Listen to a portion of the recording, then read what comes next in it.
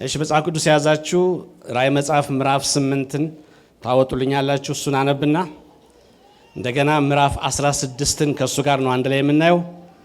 ከዛ በኋላ እግዚአብሔር የሚያስተምረን እንማራለን። ራዕይ መጽሐፍ ምዕራፍ 8 ሰባተኛው ማተም በተፈታ ጊዜ እኩል ሰዓት የሚያህል ዝምታ በሰማይ ሆነ። በእግዚአብሔር ፊት የሚቆሙትን ሰባቱን መላእክት አየሁ። ሰባትም መለከት ተሰጣቸው። ሌላም መልአክ መጣና የወርቅ ጥና ይዞ በመሠዊያው አጠገብ ቆመ። በዙፋኑ ፊት ባለው በወርቅ መሠዊያው ላይ ለቅዱሳን ሁሉ ጸሎት እንዲጨምረው ብዙ ዕጣን ተሰጠው። የዕጣኑም ጢስ ከቅዱሳን ጸሎት ጋር ከመልአኩ እጅ በእግዚአብሔር ፊት ወጣ። መልአኩም ጥናውን ይዞ የመሠዊያውን እሳት ሞላበት፣ ወደ ምድርም ጣለው። ነጎድጓድና ድምፅም መብረቅም መናወጥም ሆነ። ሰባቱም መለከት የያዙ ሰባቱ መላእክት ሊነፉ ተዘጋጁ። ፊተኛው መልአክ ነፋ፣ ደምም የተቀላቀለበት በረዶና እሳት ሆነ፣ ወደ ምድርም ተጣለ። የምድርንም ሲሶ ተቃጠለ፣ የዛፎችም ሲሶ ተቃጠለ፣ የለመለመ ሳር ሁሉ ተቃጠለ። ሁለተኛውም መልአክ ነፋ፣ በእሳት የሚቃጠል ታላቅ ተራራን የሚመስል ነገር በባህር ተጣለ። የባህርም ሲሶው ደም ሆነ። በባህርም ከሚኖሩ ሕይወት ካላቸው ፍጥረቶች ሲሶው ሞተ፣ የመርከቦችም ሲሶው ጠፋ። ሦስተኛው መልአክም ነፋ፣ እንደ ችቦ የሚያቃጥል ታላቅ ኮከብ ከሰማይ ወደቀ፣ በወንዞችና በውሃው ምንጮች ሲሶ ላይ ወደቀ። የኮከቡም ስም ሬቶ ይባላል። የውሃውም ሲሶ መራራ ሆነ። መራራም ስለተደረገ በውሃው ጠንቅ ብዙ ሰዎች ሞቱ። አራተኛው መልአክ ነፋ፣ የፀሐይም ሲሶ፣ የጨረቃም ሲሶ፣ የከዋክብትም ሲሶ ተመታ። እነዚህ ሲሶ ይጨልም ዘንድ የቀንም ሲሶ እንዲያበራ እንዲሁም የሌሊት። አየሁም አንድም ንስር በሰማይ መካከል እየበረረ በታላቅ ድምፅ የመላእክት መለከት ስለሚቀረው ድምፅ በምድር ላይ ለሚኖሩት ወዮላቸው ወዮላቸው ወዮላቸው ሲል ሰማሁ። ምዕራፍ 16 ለሰባቱም መላእክት ሂዳችሁ የእግዚአብሔርን ቁጣ ጽዋዎች በምድር ውስጥ አፍስሱ የሚል ታላቅ ድምፅ ከመቅደሱ ሰማሁ። ፊተኛውም ሄዶ ጽዋውን በምድር ውስጥ አፈሰሰው። የአውሬም ምልክት ባለባቸው ለምስሉም በሚሰግዱ ሰዎች ክፉኛ የሚነዘንዝ ቁስል ሆነባቸው። ሁለተኛውም ጽዋውን በባህር ውስጥ አፈሰሰ፣ እንደ ሞተም ሰው ደም ሆነ። በባህርም ከሚኖሩት ሕይወት ያለበት ነፍስ ሁሉ ምን ሆነ? ሞተ። ሦስተኛውም ጽዋውን በወንዞችና በውሃ ምንጮች ውስጥ አፈሰሰ። እነርሱም ምን ሆኑ? ደም ሆኑ። የውሃውን መልአክ ያለህና የነበርክ ጌታ ቅዱስ ሆይ እንዲህ ስለፈረድክ ጻድቅ ነህ። የቅዱሳንና የነቢያትን ደም ስላፈሰሱ ደምን ደግሞ አጠጣሃቸው፣ የሚገባቸው ነውና ብሎ ሲናገር ሰማሁ። ከመሠዊያውም አዎን ሁሉን የምትገዛ ጌታ አምላክ ሆይ ፍርዶችህ እውነትና ጽድቅ ናቸው ብሎ ሲናገር ሰማሁ። አራተኛውም ጽዋን በፀሐይ ላይ አፈሰሰው። ሰዎችም በእሳት ልታቃጥል ተሰጣት። ሰዎችም በታላቅ ትኩሳት ተቃጠሉ። በእነዚህም መቅሰፍቶች ላይ ሥልጣን ያለው የእግዚአብሔር ስም ስለተሳደቡ ክብርንም እንዲሰጡት ንስሐ አልገቡም። አምስተኛውም ጽዋ በአውሬውን ዙፋን ላይ አፈሰሰ። መንግሥቱም ጨለማ ሆነች። ከስቃይም የተነሳ ምላሶቻቸውን ያኝኩ ነበር። ከስቃያቸውና ከቁስላቸውም የተነሳ የሰማይን አምላክ ተሳደቡ፣ ከሥራቸውም ንስሐ አልገቡም። ስድስተኛው ጽዋን በታላቅ ወንዝ በኤፍራጥስ ላይ አፈሰሰ። ከፀሐይም መውጫ ለሚመጡ ነገሥታት መንገድ እንዲያሰናዳላቸው ውሃው ደረቀ። ከዘንዶም አፍና ከአውሬው አፍ ከሐሰተኛውም ነቢይ አፍ ጓጉንቸሮችን የሚመስሉ 3 ርኩሳን መናፍስት ሲወጡ አዩ። ምልክትም እያደረጉ ያጋንንት መናፍስት ናቸውና በታላቁም ሁሉን በሚገዛው በእግዚአብሔር ቀን ወደሚሆነው ጦርነት እንዲያስከትቷቸው ወደ ዓለም ሁሉ ነገሥታት ይወጣሉ። እነሆ እንደ ሌባ ሆኜ እመጣለሁ። ራቁቱን እንዳይሄድ እፍረቱም እንዳያዩ ነቅቶ ልብሱን የሚጠብቅ ብፁዕ ነው። በዕብራይስጥም አርማጌዶን ወደሚባል ስፍራ አስከተቷቸው። ሰባተኛውም ጽዋ በአየር ውስጥ አፈሰሰ። ከመቅደስም ውስጥ ተፈጽሟል የሚል ታላቅ ድምፅ ከዙፋኑ ወጣ። መብረቅና ድምፀ ነጎድጓድ ሁሉ ሆኑ።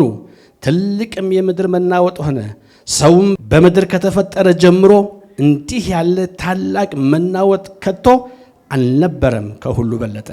ታላቂቱም ከተማ በሶስት ተከፋፈለች፣ የአሕዛብም ከተማ ወደቁ። ታላቂቱም ባቢሎን የብርቱ ቁጣዋ ወይን ጠጅ የሞላበትን ጽዋ እንዲሰጣት በእግዚአብሔር ታሰበች። ደሴቶች ሁሉ ሸሹ፣ ተራራዎችም አልተገኙም። በሚዛንም 1 ታላንት የሚያህል ታላቅ በረዶ በሰዎች ላይ ከሰማይ ወረደባቸው። ሰዎቹም ከበረዶው መቅሰፍት የተነሳ እግዚአብሔርን ተሳደቡ። መቅሰፍቱ እጅግ ታላቅ ነው። 1 ታላንት ማለት ከታች ይናገራል። ስንት ይላል? 3 ፈረሱላ። 1 ፈረሱላ ስንት ነው? 17 ኪሎ። እንግዲህ 17 ሲባዛ በ3 ስንት ነው? 54 ኪሎ ግራም የሚመዝን በረዶ ምን አደረገባቸው ይላል? ወደቀባቸው። ምዕራፍ 8 የተወሰኑትን ቃሎችን ለዛሬ እንማራለን። እንደምታውቁት ራእይ መጽሐፍ 3 ክፍል ነው ያለው። ይህም 3ቱን ክፍል ማን ነው የተናገረው? ጌታ ኢየሱስ ክርስቶስ ነው። ራእይን ይህንን መጽሐፍ ጻፈው። ስትጽፈው ግን 3 ክፈለው ነው ያለው። ምዕራፍ 1 ቁጥር 19 ላይ ምንድን ያለው? በ3 ክፍለው ነው። አሁን ያለውን ያየኸውን ወደፊት ደግሞ የሚሆነውን በማለት ምን አድርጎታል? በ3 ከፍሎ ነው የሰጠው ለዮሐንስ ይሄን መጽሐፍ እንዲጽፈው። አሁን ያየኸውን ማለት እሱ በጌታ ቀን በመንፈስ በነበረበት ሰዓት ያየውን የክርስቶስን ክብር እርሱን ጻፈው አለው። ዮሐንስ በጌታ ቀን በመንፈስ ነበርኩ አለ። የጌታን ክብር አየ። ወገኖቼ የእግዚአብሔርን ክብር ማየት የሚቻለው የጌታን ክብር ማየት የሚቻለው በመንፈስ በጌታ ቀን ስንሆን ብቻ ነው። ቀን ለይተን፣ ጊዜ ለይተን፣ ወራት ለይተን፣ ሰዓታቶችን ለይተን ለጌታ ሰጠን ስንቀመጥ ጌታ ደግሞ ምን ያደርጋል? ራሱን ይገልጥልናል፣ ራሱን ያሳያል። ዮሐንስ ለይቶ ተቀምጦ ነበር። በዛ በለየበት ቀን ምን ያደረገ? ክብሩን አሳየው። ይሄን ይመስላል አለው። ለነገሩ ዮሐንስ ያየውን ክብር መናገር አልቻለም፣ መግለጥ አልቻለም። ግን ምን አለ? እንደ ያለ ጨረሰው። ዮሐንስ ባይነግረን፣ ዮሐንስ ባይተርክልን፣ ያንን ያየውን ክብር ባይነግረን ኑሮ የኔና የናንተ አይምሮ ጌታ ኢየሱስ ክርስቶስን የሚያውቀው ደካማ የሕመም ሰው አይቶ ሰው ፊቱን የሚመልስበት አይነት ነበረ። ግን ክብሩን አሳየው። ከትንሣኤ በኋላ ከሞት በኋላ የተገለጠበትን ክብር አሳየው። ጌታ ምን አለ? ይሄንን ጻፈው። ምዕራፍ 1 ከዛ በኋላ አሁን ያለውን ደግሞ አለ። የትኛውም በእስያ በትንሿ እስያ ውስጥ ባሉት በእነዚህ በ7ቱ አብያተ ክርስቲያናት ውስጥ የምታየውን ነገር የምትመለከተውን ነገር እርሱን ደግሞ ጻፈው አለው። ምዕራፍ 2 ምዕራፍ 3 በእስያ ባሉት አሁን ቱርክ ተብላ በምትጠራው አሁን ግን እነዚህ ከተሞች ስማቸው አለ፣ ቤተ ክርስቲያኖች ግን የሉም። ኤፌሶን፣ ሰምሬኔስ፣ ቲያጥሮን፣ ጴርጋሞን፣ ሰርዴስ፣ ፊላደልፊያና ሎዶቅያ በሚባሉት ቤተ ክርስቲያን ውስጥ የምታየውን ነገር ጻፈው አለው። ምዕራፍ 2 እና ምዕራፍ 3 ከዛ በኋላ ከምዕራፍ 4 ጀምሮ ደግሞ ከዚህ በኋላ ሊሆን ያለውን ነው አለው። ትንቢት ዮሐንስ እንደዛ ተብሎ ምዕራፍ 4 ላይ የጌታን ማደሪያ ያሳየን፣ የእግዚአብሔርን ማደሪያን ያስጎበኘን፣ ምን እንደሚመስል አሳየን። ዮሐንስ ምን አለ? በሰማይ ላይ የተዘረጋ ታላቅን ዙፋንን አየው። በዙፋኑ ላይ ምን አለ? የተቀመጠበት ነበር አለ። ሲያዩት መልኩ እንቁ ነው፣ ኢያስፔድ ሰርዲኖን የሚመስል እንቁ ነው አለ። እሱ ብቻ አይደለም፣ በእርሱ ዙፋን ዙሪያ ደግሞ 24 ዙፋኖችን አይቻለው። በነዛ በ24ቱ ዙፋኖች ላይ ደግሞ 24 ሽማግሌዎች ተቀምጠዋል። እያንዳንዳቸው የወርቅ አክሊል አድርገዋል። ድል ነሾች ናቸው፣ አሸናፊዎች ናቸው፣ በእግዚአብሔር ፊት ተቀባይነት ያገኙ ናቸው። እነሱ ብቻ አይደለም፣ በዙፋኑና በዙፋኑ መካከል 4 እንስሳ የሚመስሉ አየሁ አለ። አንዳንዶችን ስመለከታቸው አንበሳ ይመስላል መልካቸው፣ አንዳንዶች ጥጃ ይመስላሉ አለ። አንዳንዶች ማን ሰው ይመስላል፣ አንዳንዶች ደግሞ በሰማይ ላይ የምትበራውን ንስርን ይመስላሉ። ፍጥረታትን የፈጠረ የፍጥረታት ገዢ መሆኑን ያሳያል። ምዕራፍ 5 ላይ ደግሞ ስመለከት አለ ልክ ስመለከት ምዕራፍ 4 ላይ ያላስተዋለውን ያልተረዳውን አዲስ ነገር ተመለከተ። እርሱ ምንድነው? በዙፋኑ ላይ በተቀመጠው በቀኝ እጁ ላይ አንዲት ትንሽ መጽሐፍ አለች። በውስጥና በውስጥ ተጽፎባታል፣ በሰባት ማህተም ታትሞባታል። ያቺ መጽሐፍ ልትከፈት በዛች መጽሐፍ ውስጥ ደግሞ ያለው ምስጢር ሊገለጥ ይገባል። ግን በዙፋኑ ላይ ከተቀመጠው ሂዶ መጽሐፉን ተቀብሎ የሚከፍት ጠፋ አለ። በሰማይ አልተገኘም፣ በምድር አልተገኘም፣ ከምድር በታችም አልተገኘም። ነገር ግን አለ ከይሁዳ ነገድ የሆነ አንበሳ እርሱም የዳዊት ስር ድል ነስቷል። እርሱም በዙፋኑ ፊት እንደታረደ በግ ሆኖ ቆሞ ምን አልኩኝ አለ አየሁት። እርሱም ሄደና በዙፋኑ ላይ ከተቀመጠው መጽሐፉን ተቀበለና ተረተረው፣ ከፈተው። ሰባት ማህተም ማለት እንዲገባን ከፈለጋችሁ ሰባት የታሸጉ ፖስታዎች ማለት ነው። ሰባት የታሸጉ ፖስታዎች፣ ያንዳንዱ ፖስታ እየተከፈተ የሚታይ ማለት ነው። እንደዚህ የሚታይ ነው። ስለዚህ ምዕራፍ 6 ላይ ስትመለከቱ ጌታ ኢየሱስ ክርስቶስ እያንዳንዱን ማህተም እየፈታ ወይንም ደግሞ እያንዳንዱን ፖስታ እየከፈተ ለዮሐንስ ያሳየዋል። ተመልከት ይለዋል። በዚህ መሰረት ምዕራፍ 6 ቁጥር 1 ላይ ምን አለ? የመጀመሪያው ማተም በተፈታ ጊዜ አለ አምባ ላይ ፈረስ ወጣ፣ በእርሱም ላይ ተቀማጭ ነበረበት፣ በእጁም ቀስት ይሰጣለው፣ አክሊልም ተሰጠው። ድል እየነሳ ወጣ። ምን ለማድረግ? ድል ለመንሳት። ማን ነው ይሄ ብያችኋለሁ? የክርስቶስ ተቃዋሚ፣ ሐሰተኛው ክርስቶስ፣ አስመሳዩ ክርስቶስ በነጭ ፈረስ ላይ ተቀምጧል። ነገር ግን ጦረኛ ነው፣ ቀስት ይዘዋል። ክርስቶስን መስሎ መጥቷል። የሰላም ሰው መስሎ መጥቷል፣ ግን አይደለም አለ። ሁለተኛው ማተም በተፈታ ጊዜ ደግሞ ዳማ የመሰለ ፈረስ ወጣ አለ። ወገኖቼ ፈረስ ሲል ፈረሶች አይደሉም፣ ግን ምንድነው? ምሳሌያዊ አነጋገር ነው። መጽሐፍ ቅዱስ አንዳንድ ጊዜ በቀጥታ ይናገራል፣ አንዳንድ ጊዜ ደግሞ በምሳሌ ይናገራል። ፈረስ ሲል እውነተኛ በምድር ላይ የምናያቸው ፈረሶች እንዳይመስሏችሁ፣ ነገር ግን የጦርነት ስሜት ያላቸው ብርቶች፣ ጀግናዎችና እነዚህ በሙሉ ጦረኞች መሆናቸው ለማሳየትና ለማመልከት ነው። ታውቃላችሁ አይደል? አድዋን በተለይ ብዙ ጊዜ ሲያሳዩን ምንድነው የሚያሳዩን? ሰዎች በፈረስ ላይ ተቀምጠው እየጋለቡ ቀስትና ምንድነው ጋሻ ይዞ ነው። አያችሁ፣ ፈረስ ብዙ ጊዜ የሚያመለክተው ጦርነትን ነው። መጽሐፍ ቅዱስ ሲናገር ፈረስ ለጦርነት ይዘጋጃል። ስለዚህ ፈረሶችን አየው ሲል ዮሐንስ ምንድነው? ጦርነትን ነው የሚናገረው። አሁን ሁለተኛው ማህተም ሲፈታ ምን አየው አለ? ዳማ ምንድነው?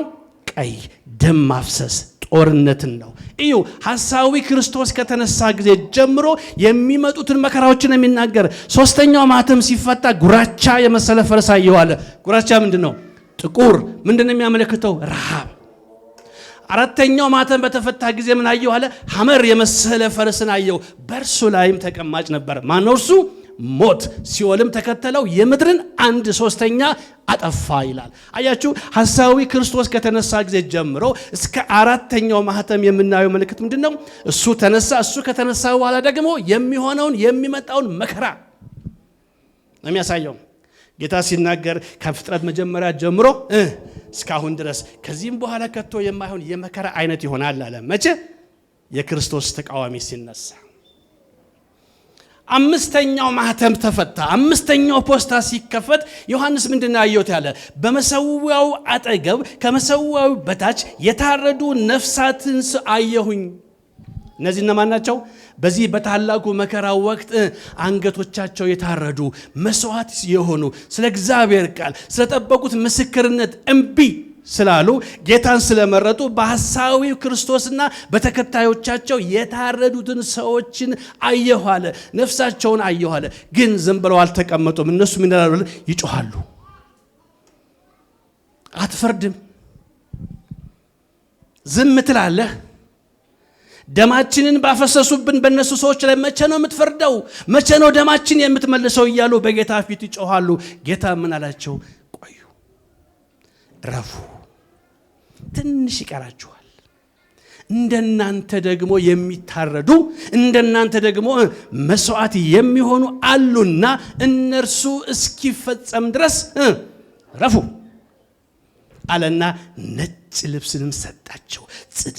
ጽድቅነታቸውን ተቀባይነታቸውን የጌታ መሆናቸውን የሚያሳይና የሚያረጋግጥ ነው። ታስታውሳላችሁ፣ በተራራ ላይ በነበረበት ሰዓት ዮሐንስ ያዕቆብና ጴጥሮስን ይዟቸው ወደ ተራራ ወጣ። በፊታቸውም ላይ ምናላቸው? ተለወጠባቸው። ፊቱ እንደ ፀሐይ አበራ፣ ልብሱም እንደ በረዶ ነጭ ሆነ። ከዛ በኋላ ዮሐንስና ጴጥሮስ፣ ያዕቆብ፣ ኤልያስና ሙሴ ከእርሱ ጋር ሲነጋገሩ አዩ። ነጭነት ማለት የጽድቅ ምልክት ነው። ጻድቃኖች ናቸው፣ በጌታ ፊት ተቀባይነት ያገኙ ናቸው። ስድስተኛው ማህተም ሲፈታ ሌላ ነገር ሆነ። ምን አደረገ? ስድስተኛው ማህተም የሚያሳየው ምንድነው? ታላቁ መከራ አብቅቷል። የእግዚአብሔር ቁጣ ይጀምራል። ፀሐይ ጨለመች፣ ጨረቃም ብርሃኗን ነሳች፣ የሰማይ ኃይላት ተናወጡ። ያን ጊዜ ጌታ ኢየሱስ ክርስቶስ በማቴዎስ 24 ሲናገር የሰው ልጅም አለ ምን አደረገለ? በሰማይ ላይ ታየ። ለምን? የእግዚአብሔር ቁጣ ሊፈስ ነው። የእግዚአብሔር ቁጣ ከመፍሰሱ በፊት ምን የእርሱ የሆኑት ነገር መሰብሰብ አለባቸው። ቤተ ክርስቲያን መሰብሰብ አለባት። ቅዱሳን ወደሱ መሄድ አለባት። ስለዚህ የስድስተኛው ማህተም ሲፈታ የታየው ነገር ምንድነው? የእግዚአብሔር ቁጣ ሊጀምር ነው። እናስ የቤተ ክርስቲያን ንጥቀት። ሃሌሉያ! ንጥቀት ምዕራፍ 7 ላይ ስትመለከቱ ከእስራኤል የተመረጡት 144 ሺዎቹ ላይ ማህተም ተደረገባቸውና ቁጥር 9 ላይ ስትመለከቱ ምንድነው? አንድም ሊቆጥራቸው የማይችል ከነገድ፣ ከቋንቋ፣ ከሕዝብ፣ ከወገን የሆኑት የዘንባባ ዝንጣፌ ይዘው አለ በዙፋኑ ዙሪያ አየው። ይሄ ምንድነው? የቤተ ክርስቲያን ንጥቀት። እዩ፣ የእግዚአብሔር ቁጣ በቤተ ክርስቲያን ላይ አይፈስም። የእግዚአብሔር ቁጣ በቅዱሳን ላይ አይፈስም። የእግዚአብሔር ቁጣ የሚፈሰው በአመፀኞች ነው። የክርስቶስን ወንጌል ባልተቀበሉ በኃጢአተኞች ነው። ስለዚህ የእግዚአብሔር ቁጣ ከመፍሰሱ በፊት ጌታ የራሱ የሆኑት ማረጋቸው ሰበሰባቸው። ምዕራፍ 8 አሁን ያነበብኩላችሁ ምዕራፍ 8 ሰባተኛው ማህተም። ይሄ ሰባተኛው ማህተም በሚፈታበት ጊዜ ያየነው ምንድነው? ወይንም ደግሞ የሚገለጠው ምንድነው? የእግዚአብሔር ጽኑ ቁጣ። አሁን ቤተ ክርስቲያን የለችም። አሁን ቅዱሳን የሉም። አሁን ጻድቃን የሉም። ይህ የመጨረሻው ማህተም ሲፈታ ለዮሐንስ ምን አሳየው? መለከትን አሳየው። ለዮሐንስ ምን አሳየው? ጽዋዎችን አሳያቸው። እነዚህ መለከቶች ሲነፉ፣ እነዚህ ጽዋዎች ሲፈሱ በምድር ላይ በቀሩት በኃጢአተኞች ለክርስቶስ ወንጌል ባልታዘዙና ባልተገዙ በእነርሱ ላይ የሚፈሰውን ቁጣ አሳየው። ወገኖቼ ሰባተኛው ማህተም ሲፈታ የሚፈሰው ቁጣ ቤተ ክርስቲያን ከተነጠቀች ጊዜ ጀምሮ ስሙኝ፣ ጌታ ኢየሱስ ክርስቶስ ከቅዱሳን መላእክቶች ጋር ወደ ምድር ለአርማጌዶን ጦርነት እስኪመለስ ድረስ የእግዚአብሔር ቁጣ፣ የእግዚአብሔር ፍርድ በምድር ላይ በኃጢአተኞች ላይ ይፈሳል። ሰባተኛው ማህተም የሚያሳየው ይህንን ነው። ይህ የእግዚአብሔር ቁጣ የሚፈስበት ቀን፣ ይህ የእግዚአብሔር ቁጣ የእግዚአብሔር ፍርድ የሚገለጥበት ቀን መጽሐፍ ቅዱስ ሲናገር ምን ብሎ ይናገረዋል? የእግዚአብሔር ቀን፣ የጌታ ቀን ይለዋል። የጌታ ቀን ማለት የእግዚአብሔር ቀን ማለት እግዚአብሔር የራሱ የሆኑትን በሙሉ አድኖ ወደ ራሱ ሰብስቦ ወደ ራሱ ወስዶ በአመፀኞች ላይ በኃጢአተኞች ላይ በክርስቶስ ተቃዋሚና በእሱ ተከታዮች ላይ የእርሱ ቁጣ የሚፈስበት ነው። ኢሳይያስ ሲናገር ስለ እግዚአብሔር ቀን እንደዚህ ብሎ ይናገራል። ትንቢተ ኢሳይያስ ምዕራፍ 13 ከ6 እስከ 13 ያለውን ስታነቡ ስለዚህ ስለ እግዚአብሔር ቀን ኢሳይያስ እንደዚህ ብሎ ይናገራል። ምዕራፍ 13 ከቁጥር 6 እስከ 13 እንደዚህ ይላል። የእግዚአብሔር ቀን ቀርቧልና አልቅሱ፣ ሁሉን ከሚችል አምላክ ዘንድ እንደሚመጣ ጥፋት ይመጣል። ስለዚህ እጅ ሁሉ ትዝላለች፣ የሰውም ሁሉ ልብ ይቀልጣል፣ ይደነግጡማል፣ ምጥና ሕመምም ይዛቸዋል። እንደምትወልድም ሴት ያምጣሉ፣ አንዱም በሌላው ይደነቃል። ፊታቸውም የነበልባል ፊት ነው። እነሆ ምድሪቱን ባድማ ሊያደርግ ኃጢአተኞቿንም ከእርሷ ዘንድ ሊያጠፋ ጨካኝ ሆኖ በመዓትና በጽኑ ቁጣ ተሞልቶ የእግዚአብሔር ቀን ይመጣል። የሰማይ ከዋክብትና ሰራዊቱ ብርሃናቸውን አይሰጡም። ፀሐይም በወጣች ጊዜ ትጨልማለች፣ ጨረቃም ብርሃኗን አያበራም። ዓለሙም ስለ ክፋታቸው ክፎችም ስለ በደላቸው እቀጣለሁ። የትዕቢተኞችንም ኩራት እሽራለሁ፣ የጨካኞችንም ኩራት አዋርዳለሁ። የቀሩትም ከጥሩ ወርቅ ይልቅ የከበሩ ይሆናሉ፣ ሰውም ከኦፌር ወርቅ ይልቅ የከበረ ይሆናል።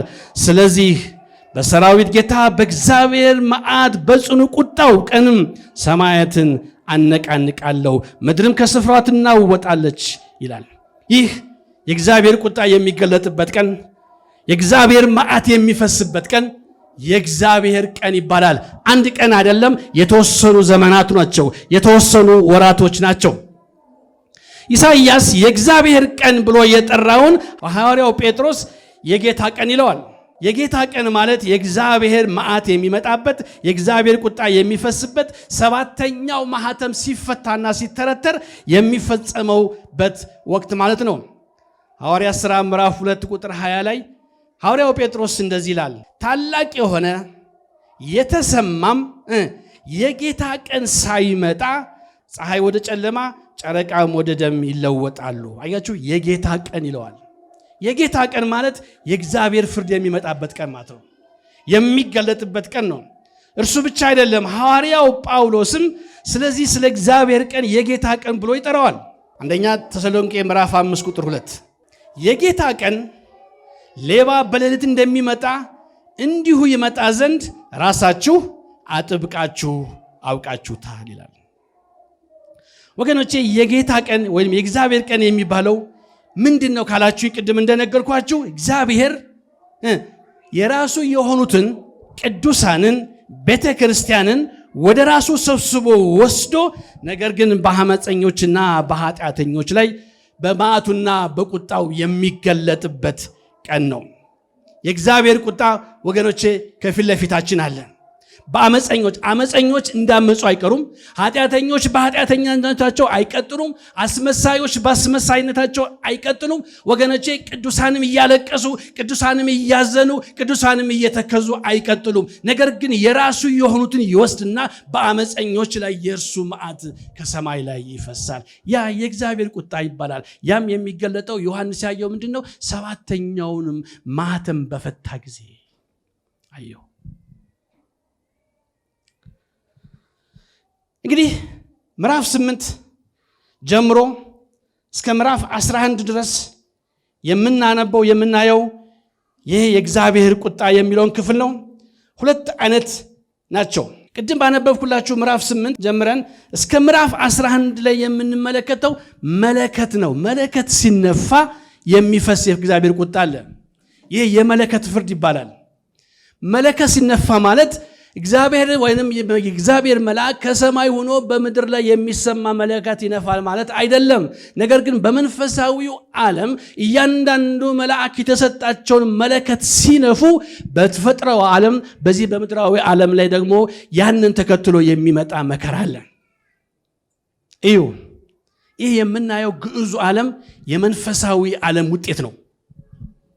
ስለዚህ ከምዕራፍ 8 እስከ ምዕራፍ 11 ላይ ስንመለከት የሚናገረው ዮሐንስ ያየው ምንድነው? መለከትን አለው። 7 መልአኮች ተደርድረው አየሁኝ አለ። ለእያንዳንዳቸው መልአኮች አንዳንድ መለከት ተሰጣቸው። ምን ሊያደርጉ? በየተራ ሊነፉ። እያንዳንዱ መልአክ በሚነፋበት ሰዓት ከሱ ተቀጥሎ አብሮ የሚመጣ ታላቅ መከራ የእግዚአብሔር ቁጣ አለ ይላል። ከምዕራፍ 16 ቅድም ያነበብኩላችሁ እስከ 19 ደግሞ ሲመለከት ዮሐንስ ምንድነው ያየው?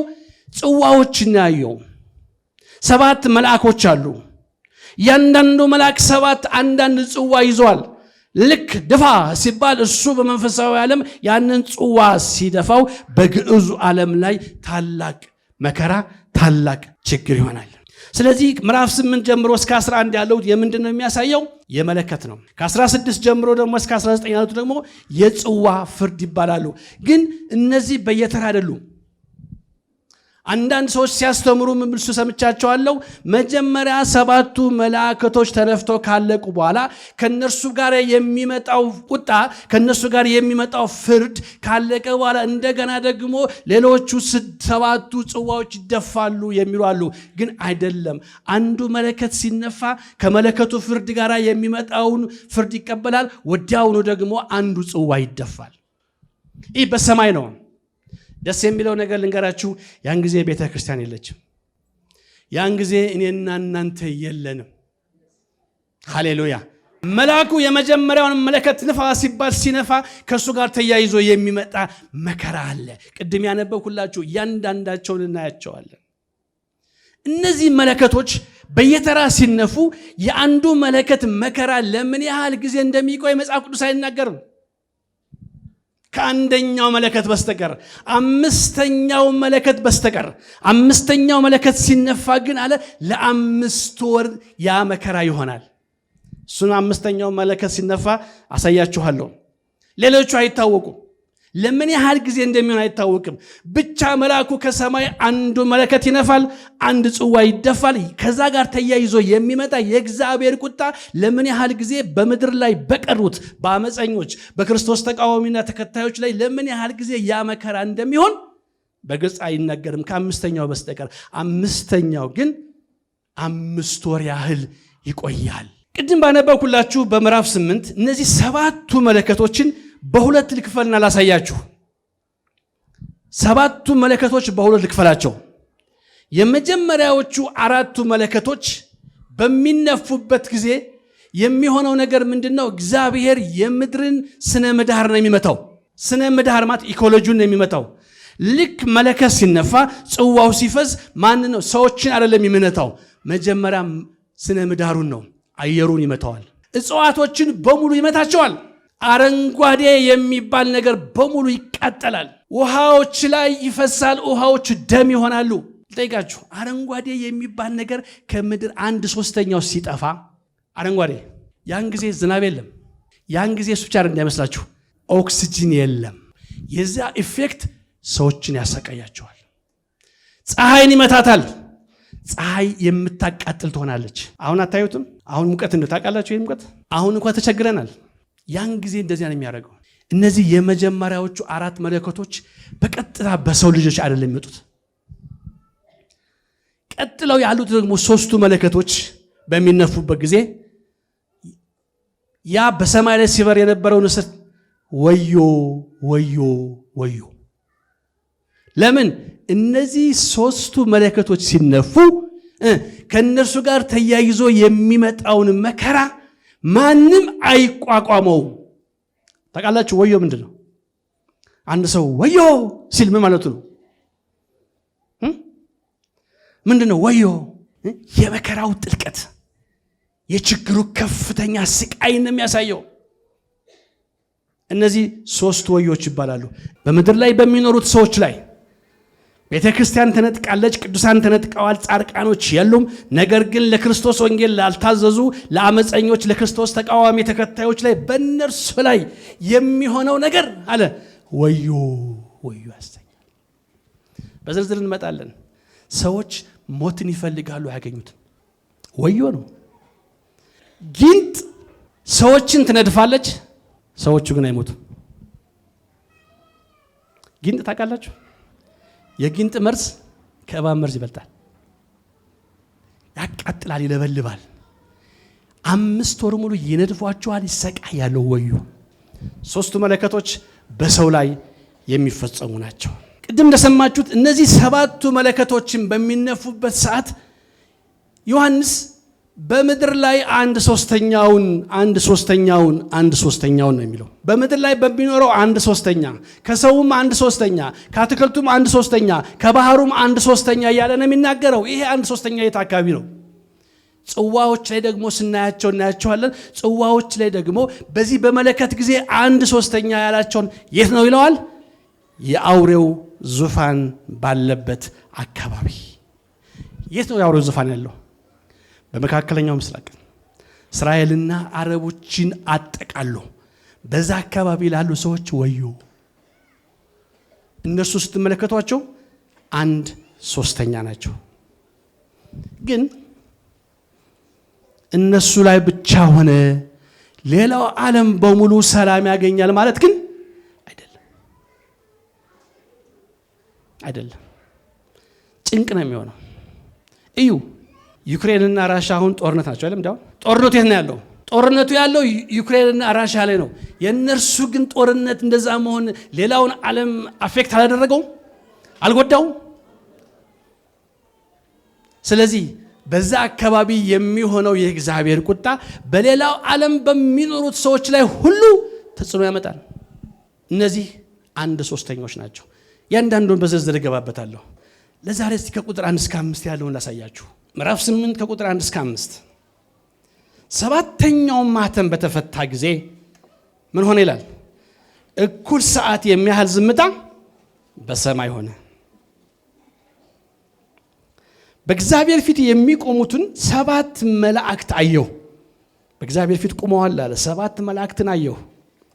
7 መለከት ተሰጣቸው። ማለት ለእያንዳንዳቸው አንዳንድ መለከት ተሰጣቸው። ሌላም መልአክ ከ7ቱ የተለየ ሌላ መልአክ መጣና የወርቅ ጥና ይዞ፣ ጥና ታውቃላችሁ? ይሄ እንዲህ የሚደረገው ማለት አታውቁትም? ቄሶች ሲያጥኑ እንዲህ የሚያደርጉበት። ያ መልአክ መጣና የወርቅ ጥና ይዞ ይላል በመሰዊያው አጠገብ ቆመ። በዙፋኑ ፊትም ባለው በወርቅ መሰዊያ ላይ ለቅዱሳን ሁሉ ጸሎት እንዲጨምረው ብዙ ዕጣን ተሰጠው። የዕጣኑም ጢስ ከቅዱሳን ጸሎት ጋር ከመልአኩ እጅ በእግዚአብሔር ፊት ወጣ። መልአኩም ምን አደረገ ይላል? ጥናውን ይዞ የመሰዊያውን እሳት ሞላበት። ከዛስ ወደ ምድር ጣለው። ሲጥለው ምን ሆነ ይላል? ነጎድጓድ፣ ድምፅ፣ መብረቅና መናወጥ ሆነ። 7ኛው ማኅተም ሲከፈት የእግዚአብሔር ቁጣ ነው ብያቸዋለሁ። ግን ይህ የእግዚአብሔር ቁጣ ከመፍሰሱ በፊት፣ የእግዚአብሔር ቁጣ ከመገለጡ በፊት ምን ይላል ዮሐንስ? በሰማይ ላይ ለግማሽ ሰዓት ጸጥታ ሆነ። ግማሽ ሰዓት ነው የሚለው እንዳለ ነው የምንወስደው። ጸጥታ ሆነ ምን ማለት ነው? በሰማይ ላይ አምልኮ፣ ውዳሴ፣ ምስጋና፣ ማንኛውንም አይነት ነገር ምን ሆነ ይላል? ለግማሽ ሰዓት ጸጥ አለ። የቤተ ክርስቲያን ንጥቀት የተካሄደው 6ኛው ማኅተም ሲከፈት ነው። ነግራችኋለሁ። 6ኛው ማኅተም በተፈታ ጊዜ የቤተ ክርስቲያን ንጥቀት ስለሆነ ማለትም ዮሐንስ ሲናገር ማንም ሊቆጥራቸው የማይችል ከነገድ፣ ከቋንቋ፣ ከወገን፣ ከሕዝብም ሁሉ እጅግ ብዙ ሰዎችን አየሁ። እነዚህ 7ኛው ማኅተም የአሁኑ ማኅተም ከመከፈቱ በፊት ምንድን ናቸው? ተሰብስበው በእግዚአብሔር ዙፋን አጠገብ ናቸው። ስለሆነም እግዚአብሔር የራሱ የሆኑትን በሙሉ ሰብስቦ ወስዶ አጠገቡ አስቀምጦ በቀጣይነት በምድር ላይ በቀሩት በእነማን ላይ? ለክርስቶስ የጸጋ ወንጌል ባልታዘዙና ባላመኑት የክርስቶስን ተቃዋሚ በተከተሉት በእነርሱ ላይ ቁጣውን ከማፍሰሱ በፊት አለ በሰማይ ላይ ለግማሽ ሰዓት ጸጥታ ሆነ። ረጭ። አምልኮ የለም፣ ውዳሴ የለም፣ ምስጋና የለም፣ ምንም ነገር የለም። ለግማሽ ሰዓት ለ30 ደቂቃ ምን ሆነ? ይህ ለ30 ደቂቃ የነበረው ዝምታ መቼ ነው የፈረሰው? ወይንም መቼ የተሰበረው? ለ30 ደቂቃ የነበረው ዝምታ ምን ብሎ ይናገራል? ሲናገር መጽሐፍ ቅዱስ ያ ሌላው መልአክ በእጁ ላይ የነበረውን በውስጡ ላይ የተሞላውን እሳቱን፣ ዕጣንና የቅዱሳን ጸሎት የነበረበትን ያንን ጥና ወደ ምድር ላይ ሲጥለው ያን ጊዜ ጸጥታው ተቋረጠ። ምን ሆነ ይላል? ነጎድጓድ፣ ድምፅ፣ መብረቅ፣ የምድር መናወጥ ሆነ። ወገኖቼ ይሄ መልአክ ማን ነው? ዮሐንስ መላእክት መስሎ የታየው ይሄ መልአክ ማን ነው? ጥናውን ይዞ በወርቁ መሰዊያ አጠገብ ላይ ሆኖ ዕጣን እየጨመረ የቅዱሳንን ጸሎት ላይ ዕጣን ጨምሮ ከእርሱ እጅ ደግሞ ያ ነገር ወጥቶ ወደ እግዚአብሔር አብ ሲሄድ የነበረው ያ መልአክ ማን ይመስላችኋል? ቁጥር 3 ላይ ምንድን ነው የሚለው? ሌላም መልአክ መጣና የወርቅ ጥና ይዞ በመሠዊያው አጠገብ ቆመ። በዙፋኑ ፊት ባለው በወርቅ መሠዊያ ላይ ለቅዱሳን ሁሉ ጸሎት እንዲጨምረው ብዙ ዕጣን ተሰጠው። ምን እያደረገ ነው ይሄ መልአክ? ይሄ መልአክ ምን እያደረገ ነው? በእግዚአብሔር ፊት መስዋዕትን እያቀረበ ነው። ግን ንገራችሁ፣ መላእክት በእግዚአብሔር ፊት መስዋዕትን አይቀርቡ። መስዋዕትን የሚያቀርብ ማን ነው? ሰው ነው። ከሰው ማን ነው? ሊቀ ካህን። ቁጥር 4 ላይ የዕጣኑም ጢስ ከቅዱሳን ጸሎት ጋር ከመላእክቶች በእግዚአብሔር ፊት ወጣ። አያችሁ፣ ይሄ መስዋዕቱ ጸሎቱ በእግዚአብሔር ፊት አደረሰ። መላእክት ከእግዚአብሔር ወደ ሰው የሚላኩ እንጂ ከሰው ወደ እግዚአብሔር የሚላኩ መካከለኞችም አይደሉም። የሰውን ጸሎትም ወስደው ለእግዚአብሔር አያሰሙም። ታዲያ ይሄ መልአክ ማን ነው? ምን አለ? ለቅዱሳን ሁሉ ጸሎት ማንን ያሳያል? ይሄ ሰውን ያሳያል። ለቅዱሳን ሁሉ ጸሎት ሰውን ያሳያል። ከዛ ወስዶ ማን ጋር ቀረበው? እግዚአብሔር ፊት አቀረበው። ይሄ በሰውና በእግዚአብሔር መካከል መካከለኛ የሆነ ነው። ይሄ የክህነት አገልግሎት ነው። ካህን ነው። ታዲያ ይሄ መልአክ ማን ነው? ማን ይመስላችኋል? ለዮሐንስ በመላእክት መልክ የታየው ማን ይመስላችኋል? ምክንያቱም መላእክቶች በእግዚአብሔር ፊት መስዋዕትን አያቀርቡም። መስዋዕትን ማቅረብ የተፈቀደለት ሰው ነው። ከሰውም ሊቀ ካህን ነው። መላእክት የሰውን ጸሎት ወስደው በእግዚአብሔር ፊት አያሰሙም። በእግዚአብሔር ፊት ጸሎትን ማሰማት የሚችለው ሰው ነው። ከሰውም ደግሞ ሊቀ ካህን ነው። ታዲያ ማን ነው? ከቅዱሳን ጸሎት ጋር የተጨመረው ዕጣን ምንድን ነው? ያ ዕጣን ምን እንዲያደርግ ነው? በእግዚአብሔር ፊት ፌቨር እንዲያገኝ፣ ተቀባይነት እንዲያገኝ፣ ሰሚነትን እንዲያገኝ። ይህ ሁሉ የሆነው በጸጥታው ወቅት ነው። ጸጥ ባለበት ወቅት ነው። ታስታውሳላችሁ? ምዕራፍ 6 ቅድም ነገርኳችሁ። እነዚያ የታረዱት ነፍሳት በእግዚአብሔር ፊት ቆመው እስከ መቼ ድረስ አትፈርድም? እስከ መቼ ድረስ ደማችንን አትበቀልልንም እያሉ ሲጮሁ ምንድን ነው የተባሉት? ረፉ፣ ቆዩ፣ ጠብቁ። አሁን ግን ምን ሊሆን ነው? ያ ዝምታ፣ ያ ጠብቁ የተባለው ነገር ሊሰበር ነው። ምን ሊያደርግ? እግዚአብሔር ጸሎታቸውን ሊመልስ ነው። ምን በማድረግ? የነሱን ጠላቶች ሊበቀል። ዛሬ እናገራለሁ፣ በሕይወታችሁ ውስጥ ያለው የዝምታ ጊዜ በጌታ በኢየሱስ ክርስቶስ ስም ያበቃ ይሁን። ከኔ ጋር ትስማማላችሁ? በጌታ በኢየሱስ ክርስቶስ ስም ያበቃ ይሁን። በምድራችን በኢትዮጵያ ላይ ግራ እስክንጋባ ድረስ ዛሬ የምናየውን የሚያስጨንቅ ነገር እያየን እግዚአብሔር ግን ዝም ያለበት ይሄ የዝምታ ወቅት በጌታ በኢየሱስ ክርስቶስ ስም ያብቃ። ከኔ ጋር ትስማማላችሁ? 30 ደቂቃ ያህል ዝምታ ሆነ። ከዛ በኋላ መልአኩም ጥናውን ጣለ። ያን ጊዜ ምን ሆነ ይላል? ድምፅ መጣ። ያን ጊዜ ምን ሆነ? የእግዚአብሔር ፍርድ ጀመረ። በነማን ላይ? የራሱን ሰብስቦ ወስዶ በአመፀኞች፣ በክፎች፣ በኃጢአተኞች ላይ በጌታ በኢየሱስ ክርስቶስ ስም በእናንተ ላይ ያለው ዝምታ ይሰበር። ጠላቶቻችሁን እግዚአብሔር ይበቀል። እስኪ አሜን በሉ። እስኪ ዛሬ በሕይወታችሁ ያለ ዝምታ ይብቃ። ዛሬ በትዳራችሁ ላይ ያለ ዝምታ ይብቃ።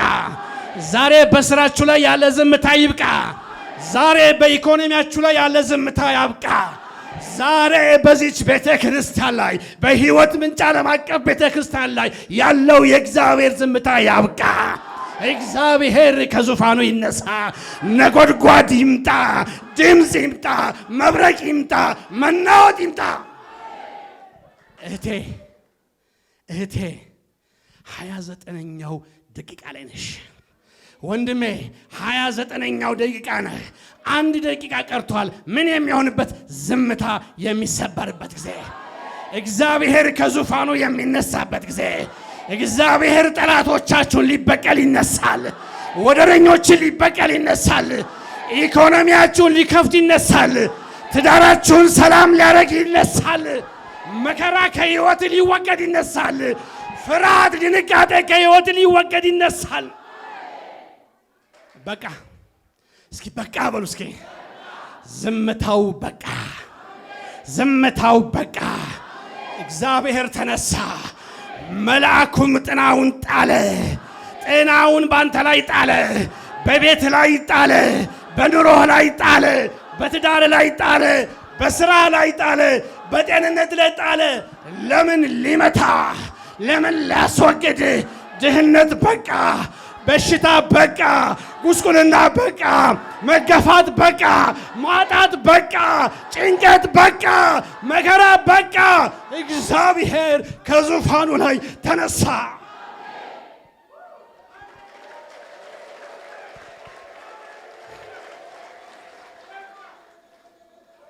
የእግዚአብሔር ዝምታ በምድራችን ላይ በቃ።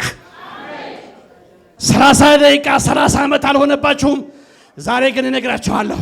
ዛሬ በእግዚአብሔር መንፈስ እናገራለሁ። የእግዚአብሔር ዝምታ በቃ። ከእንግዲህ በምድራችን ላይ ዝምታው በቃ። ከእንግዲህ አስጨናቂዎች አያስጨንቁንም፣ ወደረኞች አያስፈራሩንም፣ ክፉዎች አያሰቃዩንም። ምክንያቱም እግዚአብሔር ከሰማይ ተነሳ፣ መልአኩም ጥናውን በኢትዮጵያ ላይ ጣለው።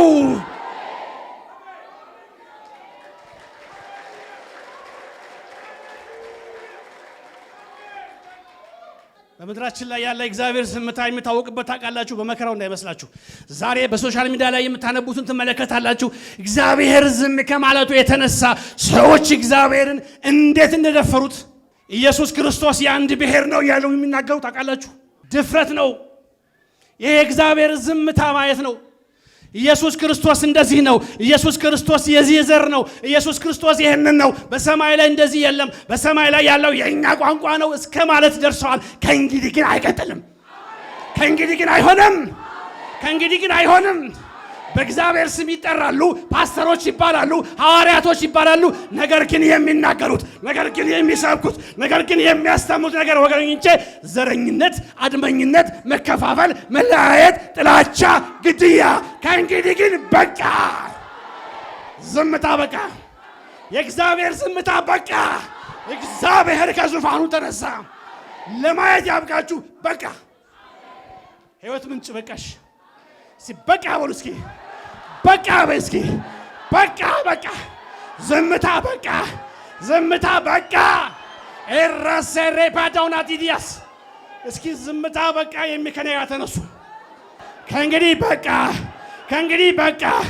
እዩ ኢየሱስን አሳንሰው የአንድ ብሔር ያደረጉት። እርሱ ግን የዓለም ጌታ ነው።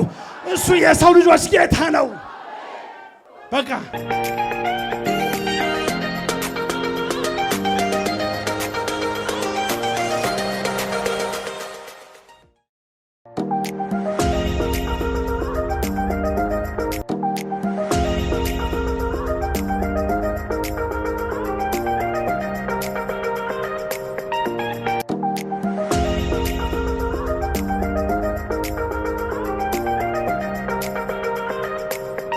ሃሌሉያ። ጩኸት ያለው እልልታ ያለው ክብር ያለው በነገሬ ላይ ጌታ በቃ ብሎ መጥቷል የሚል በጥያቄ ላይ በቃ ብሎ መጥቷል የሚል ለጌታ ታላቅ እልልታ፣ ጭብጨባ፣ ክብር ይግባለት የሚል ከዚህ በላይ ሃሌሉያ። መሰደብ፣ መጠላት፣ በር መዘጋት፣ አለመፈለግ፣ አለመስራት፣ አለማግባት፣ አለመውለድ የሚያምን ሰው ጮሆ በቃ ይበል እስኪ። ጩኸት ያለው እልልታ ያለው ክብር ያለው ሃሌሉያ። ትንቢት ነው የመጣው። ከሰማችሁ ትንቢት ነው። እግዚአብሔር ምስክሬ ትንቢት ነው። የሁላችሁ እግዚአብሔር ዛሬ ተናግሯል። በዳዲ በቃ ብሏል። በቃ ካመናችሁ ይሆናል። 29ኛው ደቂቃ ላይ ደርሳችኋል። 1 ደቂቃ ቀርቷል ተብለናል። ልገባ ነው የሚል፣ ልወርስ ነው የሚል፣ ልነካ ነው የሚል፣ ጥጉ ላይ ልደርስ ነው የሚል ጩኸት ያለው እልልታ ያለው ክብር ያለው ውይ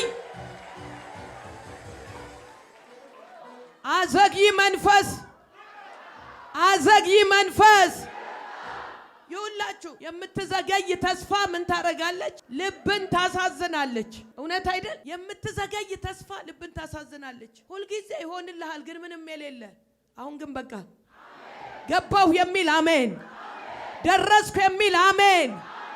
ትንቢቱ ለዚች ቤተክርስቲያን ነው። አሜን በለኝ። ለዚች ቤተክርስቲያን ገባን። 1 ደቂቃ ቀርቷል። ዙሩ ከሯል። የመጨረሻው ዙር ላይ ነን። ደውሉ ተደውሏል። አረ የሚያምን ደውሉ ተደውሏል የሚል ጩኸት ያለው እልልታ ያለው ክብር ያለው ምስጋና። ስለ ሩጫ ለሀገራችን ሰው መናገር አይከብድም። ሯጮች ይሮጡና የመጨረሻው ዙር ላይ ሲደርሱ ምን ያረጋሉ? ኃይለኛ ያላቸውን አቅም ሁሉ ጨምረው ምን ያረጋሉ? ይሮጣሉ። ከዛስ በኃይለኛ ፍጥነት ምን ለማድረግ? ያ የተያዘውን ገመድ በጥሰው ለመግባት። ልትገቢ ነው፣ ልትገባ ነው፣ ልትደርስ ነው፣ ልትወርስ ነው። አረ የሚያምን ገባው የሚል ወደ ቀኝ ወደ ግራ እየተንቀሳቀሰ መልእክቱ የኔ ነው፣ ሰዓቱ የኔ ነው፣ ጊዜው የኔ ነው። ዙሩ ላይ ነኝ ያለሁት። የመጨረሻው ደውል ተደውሏል። ልገባ ነው። ጠላት እያየ ውድቀቴን የሚፈልግ እያየ ሞቴን የሚጠብቅ እያየ የሚያምን ሰው የኔ ነው መልእክቱ የሚል እልልታ፣ ጭብጨባ፣ ክብር